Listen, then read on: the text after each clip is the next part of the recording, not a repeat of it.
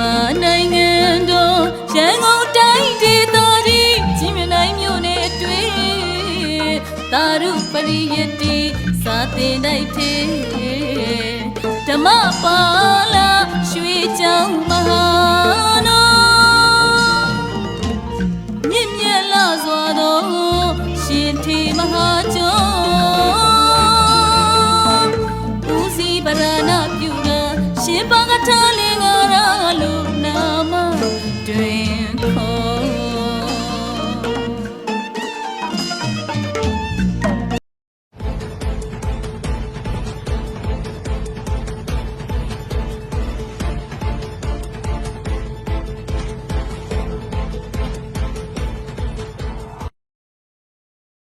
စကိုင်းဒေးလီကြည့်ရှုသူဓမ္မမိတ်ဆွေသူတော်စင်ပေါင်းလို့ရှင်ဒီကနေ့တင်ဆက်ပေးသွားမယ်သတင်းကြောင်းရာကတော့ဓမ္မပါဠိဆရာတော်မွေးနေ့ဓမ္မစကြာအောင်ပွဲနေ့အထက်ရမတ်ဓမ္မစကြာစုနင်းသဘင်နေ့ဝါဆိုသင်္ကန်းကတ်လူပွဲ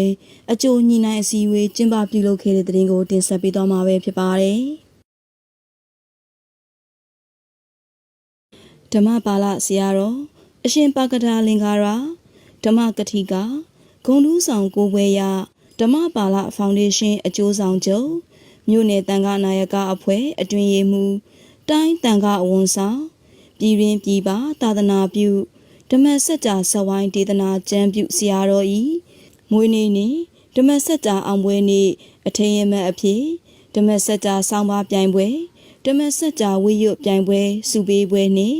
ဝါဆိုသင်္ကန်းစက္ကပ်လူဒန်းပွဲအခမ်းအနားကျင်းပပြုလုပ်ရန်အတွက်ယမန်နေ့ဇွန်လ29ရက်နေ့လယ်2နာရီကကျင်းမြနိုင်မြို့နယ်တာရုကျောင်းတိုင်းမှာအကျိုးညီနိုင်စည်းဝေးကိုကျင်းပပြုလုပ်ခဲ့ပါတယ်။ဓမ္မပါဠိဖောင်ဒေးရှင်းဓမ္မစကြာပြန်ပွားရေးအဖွဲ့ကကျင်းပအပ်တဲ့မြန်မာနိုင်ငံလုံးဆိုင်ရာအလွတ်တန်းဓမ္မစကြာဆောင်းပါးပြိုင်ပွဲမှာဆောင်းပါးကိုပြည်ထောင်စု73ဖြင့် A4 10မျက်နှာအတွင်းရေးသားပြီးစာရေးသူအမည်ကလောင်အမည်နေရက်ဖုန်းအခြားတွင်မဖော်ပြရသေးကြောင်းဝန်ခံချက်ရွေးချယ်ရေးအဖွဲ့အားအသုံးပြုဝင်တို့နှင့်အတူဇွန်လ30ရက်နောက်ဆုံးထား၍ဓမ္မပါဠိကျောင်းတာရုကျောင်းတိုင်းနတ်စင်လန်းကျင်းမြနိုင်မြို့နယ်ရန်ကုန်ကိုလိပ်မူပြီးဓာတ်ရိုက်ဖြစ်စေဖုန်းဗိုင်ဘာဖြင့်ဖြစ်စေပေးပို့ရမည်ဖြစ်တယ်လို့သိရပါတယ်။ဒါအပြင်ဓမ္မစကြာပြန်ပွားရေးအတွက်ဓမ္မစကြာဝိရွတ်ပြိုင်ပွဲကိုဇူလိုင်လ17ရက်နေ့12ရက်နေ့တို့တွင်ရန်ကုန်တိုင်းနှင့်ဧရာဝတီတိုင်းဒေသကြီးတွေမှာကျင်းပပြုလုပ်သွားမှာဖြစ်ပြီးအဖွဲ့14ပွဲသာခွင့်ပြုထားကတစ်ဖွဲ့တွင်အသက်30နှစ်အထက်အမျိုးသမီး20ဦးအရန်3ဦးပါဝင်ရှင်ပြိုင်ခွင့်ရှိတယ်လို့သိရပါတယ်။ဆောင်းပါးနှင့်ဝိရွတ်ပြိုင်ပွဲတွင်ပြဋ္ဌာန်းကျမ်းစာအဖြစ်ဓမ္မစကြာဇဝိုင်းဒေသနာအခြေခံနှင့်သီလကျင့်စဉ်အကျဉ်းစာအုပ်နှင့်အခြားဓမ္မစကြာဆိုင်ရာစာပေများကိုလည်းသတ်မှတ်ထားပြီးဆောင်းပါးနှင့်ဝိရွတ်ပြိုင်ပွဲဆုရရှိသူများကိုပထမဆု10သိန်းဒုတိယဆု9သိန်းတတိယဆု5သိန်းနှင့်ဆောင်းပါး2သိန်းဆု2ဆုအတွက်3သိန်းကျပ်စီချီးမြှင့်ပေးသွားမှာဖြစ်တယ်လို့သိရပါတယ်။ဒါအပြင်ဝါဆိုသင်္ကန်းကိုကိုယ်တိုင်ယူလာရတော်၎င်းပွဲကစီစဉ်ပေးသောသင်္ကန်းများကိုကတ်လူချင်းတော်၎င်းကုသိုလ်ပြုလှူဒန်းနိုင်ကြောင်းကိုလည်းယမန်နေ့ကကျင်းပပြုလုပ်ခဲ့တဲ့အကျိုးညီနိုင်အစည်းအဝေးမှာသိရပါတယ်။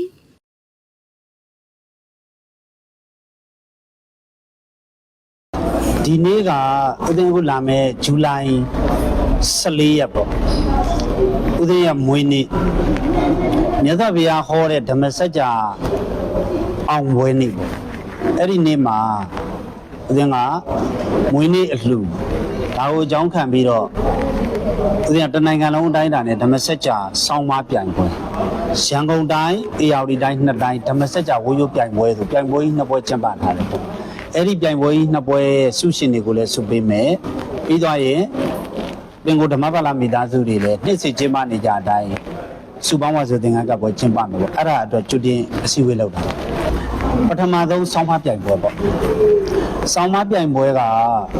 ဦးဇင်းတို့ပညာရှင်ပေါင်းများစွာနဲ့ပူးပေါင်းပြီးတော့ဆောင်ရွက်ပါတနိုင်ငံလုံးအတိုင်းအတာ အလွတ်တန်းဆောင်းပါးပြိုင်ပွဲရဟန်းရှင်လူပြည်သူမြည်စည်းစာရေးဆရာပညာရှင်မဆိုပါဝင်လို့ရရေးတဲ့အခါမှာတော့ A4 စာရွက်နဲ့10မျက်နှာလေးတတ်မှတ်ထား10မျက်နှာအတွင်းရေးရမယ်ပေါ့10မျက်နှာအတွင်းရေးရမယ်ပြီးတော့အဲ့ဒီရေးတဲ့အခါမှာလဲကွန်ပျူတာစာစီပဲဖြစ်ဖြစ်လက်ရည်နဲ့ပဲဖြစ်ဖြစ်ရပါတယ်ပြဋ္ဌာန်းတဲ့စာအုပ်ကတော့ဦးစင်းထုတ်ထားတဲ့ဓမ္မစကြာစဝိုင်းဒေသနာအခြေခံတဲ့သီလကျင့်စဉ်ဆိုတဲ့စာအုပ်သူကပင်မပေါ့အခြားသောဓမ္မစကြာစာအုပ်တွေကလည်းသူတို့ရေးလို့ရတယ်ဒါကဆောင်းမပြိုင်ပွဲနဲ့ပတ်သက်အဲ့ဒီဆောင်းမပြိုင်ပွဲတစ်နိုင်ငံလုံးနေရာမှာအတော်ဆုံး9စုပြီးပါမှာဖြစ်ပါတယ်နောက်တစ်ခုကကြတော့ဝိုးရုပ်ပြိုင်ပွဲရန်ကုန်တိုင်းနဲ့အေရဝတီတိုင်း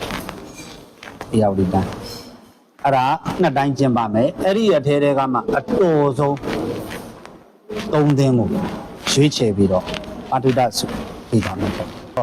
ဦးသိန်းကိုမြတ်စွာဘုရားရှိခိုးတော်မြတ်ကြီးရဲ့တရားဥဓမ္မစကြာတရားဥတရားထုလို့ခေါ်လို့ရတာမြတ်စွာဘုရားရဲ့စကားတော်ကိုယူပြောရရင်အနုတ္တရံဓမ္မစက္ကံဓမ္မစကြာတရားအနုတ္တရံအကောင်းဆုံးတရားအဲ့ဒီလိုအကောင်းဆုံးဓမ္မစကြာတရားကိုလောကကိုပြန့်စေခြင်းအဲ့ဒါကိုဦးသိန်းကဒီဓမ္မစကြာစဝိုင်းတီထွင်ပြီးတော့ရေးဆွဲပြီးတော့တကယ်တရားထုတ်တဲ့တရားသမားတွေကိုပြဒါပေမဲ့အဲ့ဒီပြန်နှုံးမှုကကြာနေတော့ဒီတက်ပို့ပြီးတော့ပြန်အောင်တစ်နိုင်ငံလုံးစာရေးဆရာလောကဆောင်းမပြန်ဝဲဖြစ်ပါတယ်အဲ့ဒါတွေအားမရသေးတော့ဝိုးရုပ်အသင်းလောကမှာလည်းပြန်ဖို့အတွက်ဝိုးရုပ်ပြန်ပွဲတွေပါကျင်းပပြီးတယ်ဒါကြောင့်ဒီဓမ္မစကြာတရားတော်ကြီးမြတ်စွာဘုရားရဲ့အကောင်းဆုံးဓမ္မစကြာတရားတော်ကြီးမှာအားလုံးပူးပေါင်းပါဝင်ဖို့အတွက်ဖိတ်ခေါ်ပါ